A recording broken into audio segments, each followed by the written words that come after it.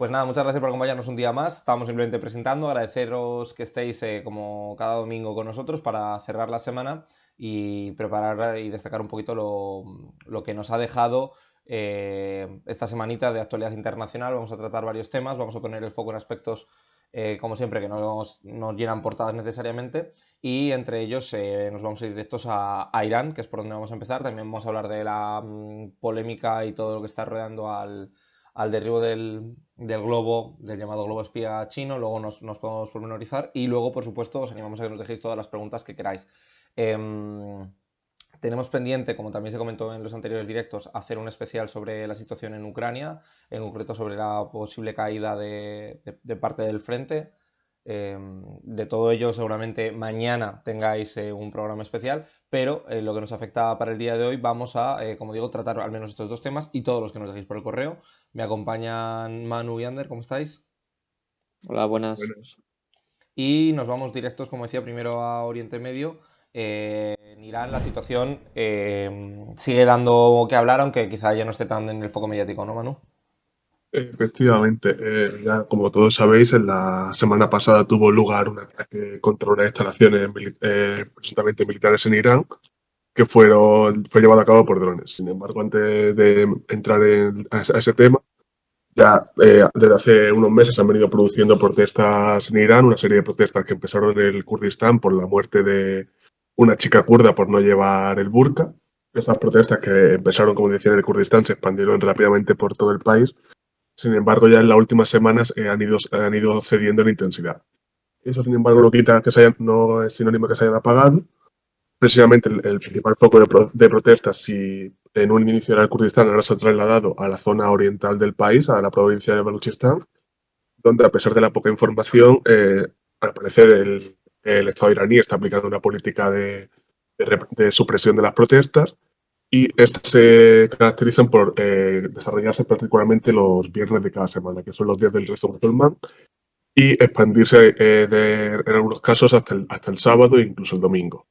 Estas protestas llegan a congregar a cerca más de 10.000, entre 5.000 y 10.000 personas, pero como decíamos, ya han bajado bastante en intensidad y son bastante localizadas. Más allá de eso, considerando que además las protestas han pasado en un segundo plano y que la política de Irán ha sido principalmente la represión, aunque eso no quita que haya habido una serie de acercamientos para buscar a manifestantes, entre los que estaban, pues, se hablaba sobre la posibilidad de que el velo dejase de ser obligatorio. De hecho, el ayatolá planteaba que el velo no tenía por qué ser exclusivamente obligatorio, o más bien que aquellas personas que no lo llevasen no significaba que estuviesen quebrantando la Sharia, la ley islámica. Sin embargo, hubo incluso discusiones respecto a ese tema y se llegó, digamos, a contradecir a Khomeini. Más allá de eso, también se habló de rebajar las penas de los manifestantes encarcelados, donde ya 11 de ellos han sido condenados a pena capital. Y el caso del rebajamiento de penas sería para aquellos que no estuviesen relacionados con tratar con potencias extranjeras o espiar para ellas. Ya dejando de lado, como decía, el tema de las protestas y centrándonos en el ataque del domingo, todavía no está clara la autoría, nadie evidentemente la ha reclamado. Sí se sabe que ese ataque fue realizado con drones de origen israelí y desde luego Irán acusó a Israel de estar de un modo u otro detrás del ataque, en un principio de ser el ejecutor directo, más tarde afirmando que había sido llevado por un grupo de oposición kurda, los cuales habían introducido el material militar a través de la frontera con Irak, de territorio iraní, realizar el ataque. El objetivo del ataque que ocurrió en la ciudad de Isfahán. En un principio se habló de que había ocurrido otros ataques en otros puntos del país, sin embargo se desmintió. Afectó, como decía, a una instalación militar de producción de misiles balísticos. En este sentido es interesante porque, como sabéis, Irán ha estado suministrando a Rusia armamento militar, principalmente drones, aunque también se especula con misiles. Y justo la noche del ataque, un asesor presidencial de Zelensky publicó un tuit donde relacionaba el ataque contra la instalación militar iraní con la guerra en Ucrania y la invasión de Rusia. Ahí, como veis en la imagen, aparece el tejado de las instalaciones. como ahora hablaré sobre ello. Como venía diciendo, en el tuit del asesor de Zelensky, hablaba de que acababa el tuit afirmando que ese ataque había sido merecido. Irán llamó rápidamente a consultas al embajador ucraniano y exigió a Kiev que llevase a cabo un comunicado oficial y una investigación para esclarecer la situación. Eh, Continuando, los informes respecto a los efectos del ataque son bastante variados y completamente diferentes, mientras que los medios internacionales hablan de que inhabilitó completamente la planta, bueno, la fábrica de producción de misiles. Irán dijo que únicamente tuvo lugar o realizó daños menores sobre las instalaciones, que juraría venganza. No está muy claro contra quién da esta venganza, si contra Israel, que como sabemos ya ha ido cada vez decantándose y alineándose más con Ucrania, ofreciéndole apoyo militar, o en su defecto, la respuesta irá contra los grupos de oposición iraníes que tienen como base Irak. Hace ya unas semanas que puso el foco de atención en una posible de tropas iraníes sobre Irak, que además parece que se va a poder compenetrar con otra entrada en el terreno de tropas turcas. La situación quedó estancada sin ningún avance. Todo ello porque el gobierno de Bagdad, de al-Sudán, vino de la formación sí y alineada con Irán, se comprometió a acabar con la presencia de milicias y grupos paramilitares en Irak, y acabar con las milicias se refería efectivamente a los grupos de oposición iraníes. Se dio en este sentido un ultimátum a Irak que de momento, a falta de mayor información y desde luego de una intervención en el terreno, parecía haber satisfecho a las demandas de Teherán.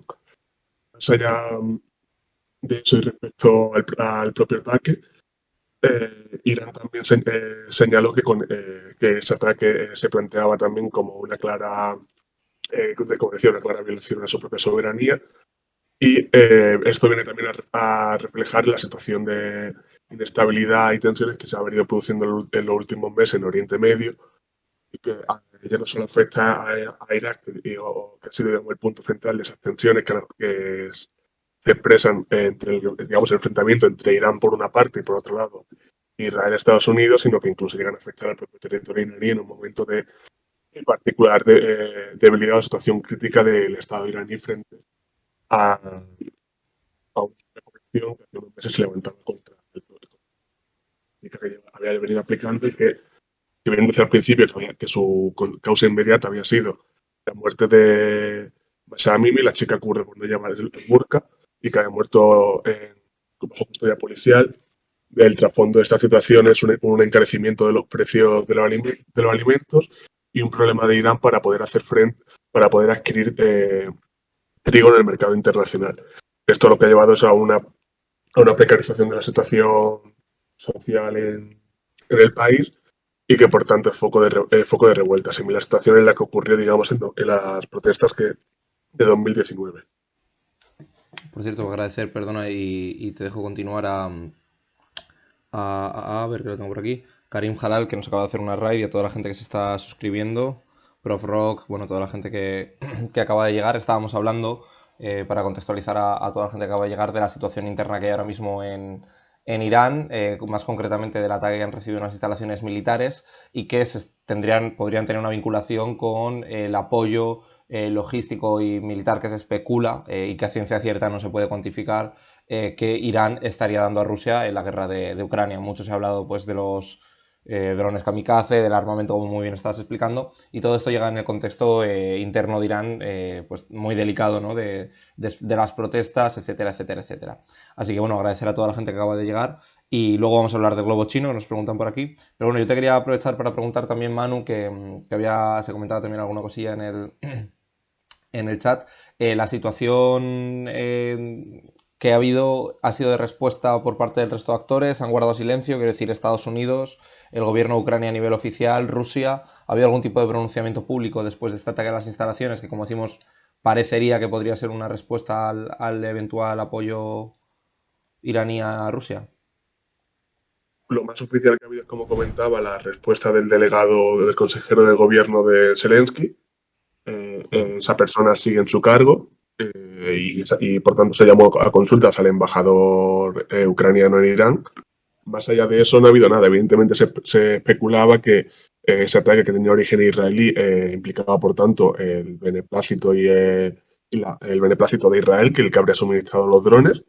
Y por otro lado también se especulaba que de haberse producido así y con los riesgos que ello podía conllevar, que el Departamento de Seguridad de Estados Unidos también podría haber sabido de la maniobra israelí, en tanto que sería bastante raro que Israel no hubiese informado previamente a Estados Unidos de que iba a realizar ese ataque o de que iba a facilitar que se produjese ese ataque. Más allá de eso, Rusia sí evidentemente condenó los ataques y condenó también que eso suponía un aumento del riesgo de conflicto en la región, pero todavía no ha habido ninguna respuesta de Irán, que es lo más importante. Ya como dije, Irán avisó que respondería, falta ver cuál será esta respuesta. La última vez que ocurrió algo similar, yo creo que el precedente más cercano fue el de la muerte de Soleimani y el jefe de la Guardia Revolucionaria, el Muhandis, jefe de la Fuerza de Movilización Popular iraquíes, y que acabó con un ataque iraní a una base iraquí donde se acuartelaban tropas estadounidenses. Está por ver si aquí ahora Irán responderá a Israel de alguna manera o lo dejará pasar. Sí, Dale, porque Ander, dale. eso que hay que tener en cuenta no solo el contexto interno de Irán, ¿no? También el contexto regional, que como todos sabemos, pues Oriente Medio es una región un poco inestable, ¿no? Con muchas complejidades y eso, además de las protestas internas, también hay que tener en cuenta que hay un proceso de normalización en Siria, que está el acuerdo nuclear con Irán, que está también el conflicto entre Azerbaiyán y Armenia. Entonces, seguramente si Teherán decide responder o decide mantenerse al margen, tendrá mucho que ver por ese contexto regional que he mencionado, ¿no? Porque, por ejemplo, esto lo hemos hablado entre nosotros, que Irán ahora busca mantener buenas relaciones con Turquía, ¿no? Unas relaciones más amistosas para poder entrar en ese proceso de normalización que se está produciendo en Siria. ¿No? Y no le conviene tampoco pues enfrentarse mucho, por ejemplo, a Azerbaiyán, ¿no? Porque también se sospecha, bueno, se rumoreaba que los drones habían entrado desde territorio azerí, bueno, eh, que las relaciones entre Azerbaiyán e Irán llevan bastante deterioradas desde hace unos meses y también está por ejemplo, del ataque a la embajada azerbaiyana en Teherán, ¿no? Bueno, que no se ha asociado de que el atacante esté como, digamos, vinculado al Estado iraní o a cualquier otra organización del Estado iraní, pero bueno, que se está deteriorando mucho las relaciones entre esos dos países y Irán seguramente tendrá mucho cuidado en responder, con quién responder y cómo responder, por lo que mencionaba anteriormente, ¿no? Todos sabemos que Irán tiene muchos intereses en Siria, demasiados, y no los va a tirar por la borda por responder a este ataque que, bueno, que al fin y al cabo sí que es fuerte, pero tampoco es que sea digamos, un ataque muy... Es decir, no ha habido ni bajas civiles y los daños materiales, según dicen los medios iraníes, han sido bastante bajas. Y habría que Entonces, eso. señalar que no rompe tampoco la dinámica en la que llevamos instalados bastante tiempo, en el que los ataques sobre territorio iraní o sobre bases iraníes en Siria o de sus proxies son relativamente constantes. No solo tuvimos el caso de Soleimani, que era quizá el ejemplo más claro de acción dentro del territorio iraní, sino que hemos visto otros ataques, acciones de sabotaje sobre infraestructura estratégica iraní, detrás de la cual, pues, abiertamente o indirectamente, siempre se ha señalado a Israel, se ha señalado a Arabia Saudita, se ha señalado a Estados Unidos. En algunos de los casos, Israel y Estados Unidos han sacado pecho de las acciones, en otros no. Entonces, es quizá un paso más en esa dinámica que ya venimos viendo y que, por tanto, ya no es un tabú actuar dentro del territorio iraní en ciertos márgenes, ya incluso, como vimos, para eliminar un objetivo militar, claro, como fue el caso de Soleimani. Pero bueno, quizá habría que comentar que también esto sirve y es aprovechado por Israel probablemente y por Estados Unidos para justificar una retórica más agresiva, ¿no? Me refiero sobre todo a la colaboración militar con Rusia, que viene a legitimar o por lo menos normaliza en ciertos aspectos que estas líneas que ya se habían traspasado se puedan seguir produciendo y por tanto yo creo que no sería descartable que pudiésemos ver esto más adelante. Insisto en que como es una medida que ya se había tomado y que no es 100% novedosa, creo que es importante tener en cuenta ese factor. No sé cómo lo veis vosotros. De hecho, Dale, perdón. nada, hablaban y preguntaban por el acuerdo nuclear y tú también lo mencionabas, ¿no? El acuerdo nuclear lleva ya meses encallado desde el comienzo de la guerra de Ucrania. Para finales de 2021 se hablaba de una posible resolución, de un posible acuerdo, el cual, por cierto, Israel consideraba como perjudicial para Irán. Sin embargo, la guerra de Ucrania puso todo patas arriba y cualquier negociación se encalló. De hecho, hacía unos meses la propia administración Biden calificaba el acuerdo de muerto. Eso por un lado, y por otro lado está también lo que comentaba Ander de ese aumento de tensiones entre Irán y Azerbaiyán.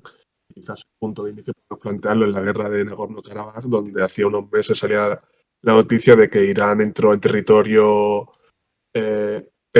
azajo para impedir el despliegue de maniobra de tropas de Azerbaiyán que pudiesen suponer un problema para Armenia. Nuevamente, como han comentado muy bien, está la cuestión de que esto se encuadra dentro de un contexto mucho más amplio de configuración de bloques y de alianzas internacionales, donde desde luego digamos, las voces cantantes la llevan por un lado Estados Unidos y por otro lado Rusia, China, y en ese sentido Irán no tiene una vía libre para desarrollar su agenda, sino que tiene que amoldarse cuáles son las oportunidades y posibilidades que va ofreciendo el propio medio internacional. En ese sentido, evidentemente, la respuesta de Irán, en el caso de que, por ejemplo, se estuviese implicado Azerbaiyán, como en un principio también se llegó a sugerir por ese ataque a la embajada azaja en Irán, podría tener una respuesta mucho más reducida de la que ocurre si el culpable es otro actor o incluso siendo ese actor, por ejemplo, Irak, que Irán evite una respuesta o una mayor escalada como esa potencial entrada de tropas aquí a fin de evitar una mayor desestabilización que pueda perjudicar a lo que ya empieza a configurarse como un bloque relativamente sólido, que sería el de Rusia, Irán, Azerbaiyán, por ejemplo, o Rusia, Irán, Turquía, por ponerla más clara. Dale tú, Ander, que querías comentar algo también antes, ¿no? Sí, eso, que no sé si lo hemos comentado, pero que Irán también ha acusado a los kurdos iraquíes, ¿no?, de estar detrás del ataque, si no me equivoco, y es como un poco la opción fácil, ¿no?, para Irán, ¿no?, acusar digamos, al enemigo débil y al enemigo que es como el habitual, ¿no?, los kurdos. También en unas protestas hemos visto cómo se han culpado mucho a grupos kurdos de estar detrás de las mismas, incluso se han atacado objetivos kurdos en Irak. Entonces, por eso decimos, ¿no?, que la respuesta de Irán posiblemente no sea tan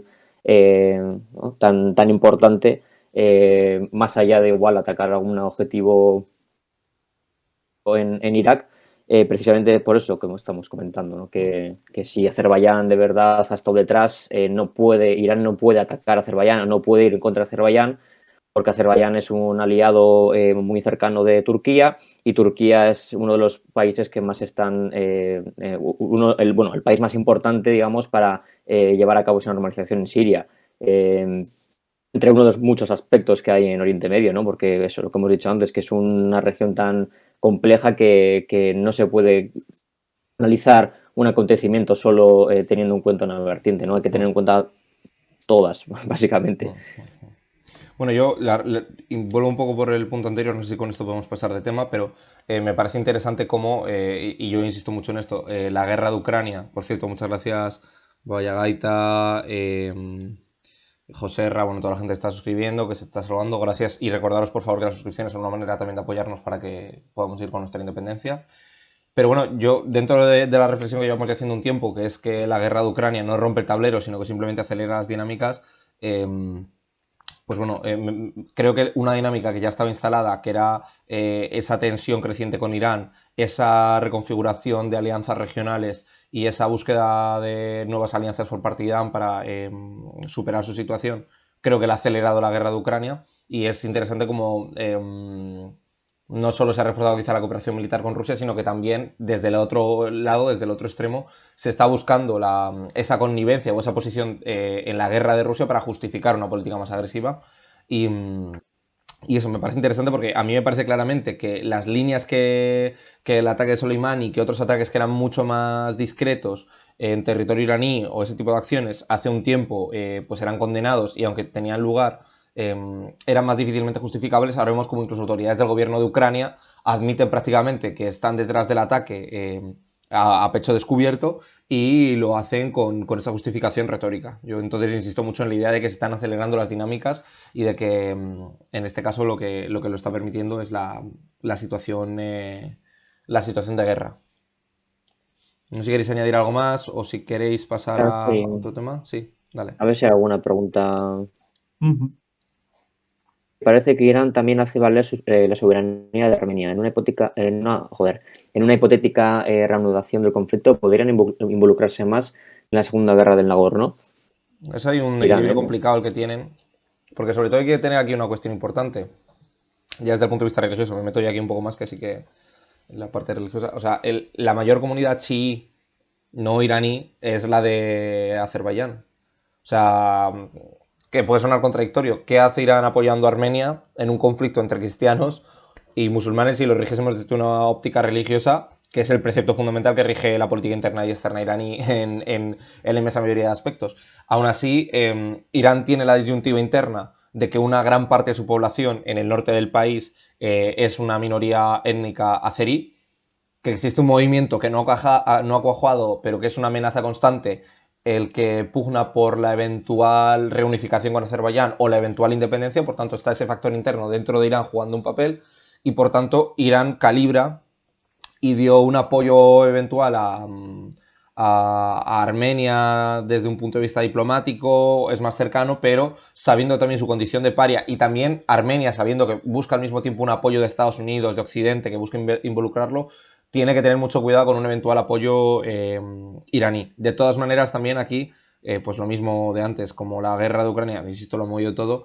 También es muy interesante ver cómo Azerbaiyán ha perdido el miedo a que en un momento de coyuntura internacional se le echen encima, y yo no veo descartable que siga con esa OPA hostil, que ya estamos viendo cómo se están vulnerando los acuerdos del alto el fuego, cómo no está respetando la mediación, cómo están hostigando, cómo están intentando hacerlo, y Turquía también está más metida, ¿no? Entonces, bueno, yo creo que la posición de Irán allí es complicada porque no puede terminar de romper con Azerbaiyán por la disyuntiva interna que le puede generar, y tampoco puede apoyar abiertamente a Armenia porque Armenia no podría recibir abiertamente un apoyo iraní sin comprometer el eventual apoyo occidental. Recordemos a Nancy Pelosi viajando a Armenia, que era un poco de Rusia, no llegas a todos los lados, y Nancy Pelosi viajó hace 2 meses a Armenia. Bueno, no sé, esto es opinión totalmente mía, chicos, no sé cómo lo veis.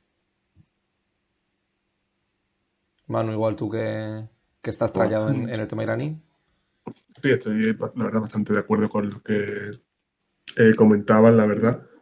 Y pienso que preguntas que de hecho planteaban, como hemos dicho, quizás esa propia reconfiguración de las propias alianzas internacionales y la nueva situación que se abre tras la guerra de Ucrania podría tener una respuesta bastante más diferente, en tanto que estaríamos hablando de que dos países que se necesitan mutuamente, que se ha visto claramente que se necesitan mutuamente. A fin de cuentas, si el acuerdo nuclear se encalla precisamente porque Rusia es uno de los países que está supervisando el acuerdo, a grosso modo, mientras que por otro lado Rusia en la guerra de Ucrania está viendo cómo el suministro de armas iraní está teniendo una relevancia bastante profunda. De una hipotética renovación del conflicto, y claro, hay que preguntarse hasta qué punto esos dos países van a reanudar el conflicto, si digamos sus respectivos casi principales valedores, por no decir Turquía, que igualmente, aún jugando a dos bandas, no deja de evitar siempre una confrontación directa con Rusia y también, así como con Estados Unidos, llegarían a permitir o apoyar el desarrollo de ese conflicto. Entonces, hay que incluso plantearse si podría realmente darse lugar tal conflicto, o sea, darse lugar un apoyo mayor o menor. La pregunta es si ese conflicto podría incluso llegar a tener lugar en la situación actual con los apoyos actuales. Hmm, hmm. Bueno, con esto no sé si damos por cerrado. ¿Veis algo que queréis comentar más? Puedo comentar eso que también que es súper interesante, bueno, a mí por lo menos me lo parece, cómo en todos los líos que hay en Oriente Medio está también Turquía metida, ¿no? Que también han hecho una pregunta en el chat de si podrá internamente Erdogan manejar esta estrategia de ser bisagra en política internacional.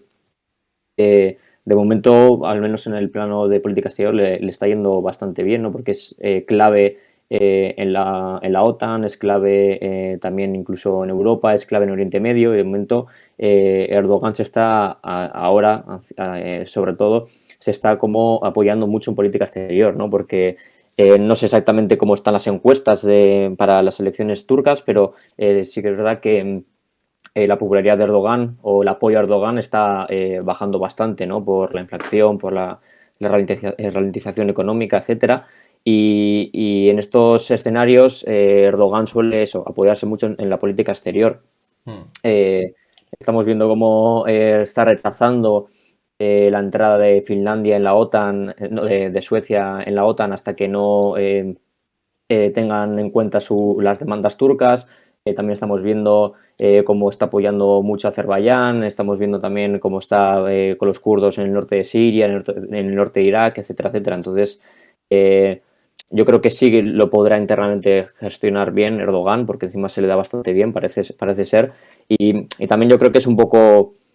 Está en una situación, yo creo que un poco fácil, ¿no? Porque tiene bien definidos, digamos, a los enemigos, ¿no? Que son los kurdos, y tiene también muchas palancas para poder hacer presión a otros países, ¿no? Como ya he dicho, lo de la entrada de la OTAN de Suecia y Finlandia, pues puede aprovechar para sacar concesiones de Europa, de Estados Unidos, de Finlandia, de Suecia. Se está hablando, por ejemplo, también ahora de que Estados Unidos puede dar luz verde a la venta de F-16, creo que son, ¿no? A Turquía, que es un tema, un debate que lleva mucho tiempo activo y que ahora es posible que se acepte, ¿no? Por todo lo que hemos comentado. Entonces, eso, que a Erdogan yo creo que le gusta mucho la marcha en política exterior y yo creo que sabe desenvolverse bien en estos contextos. Sí, un maestro. Bueno, de todas maneras para Turquía es que tendríamos para un especial, o sea que también si os gusta lo podemos dedicar. Yo creo que ya llevamos casi la mitad del programa, podemos pasar al gran tema de la semana, por lo menos desde el punto de vista de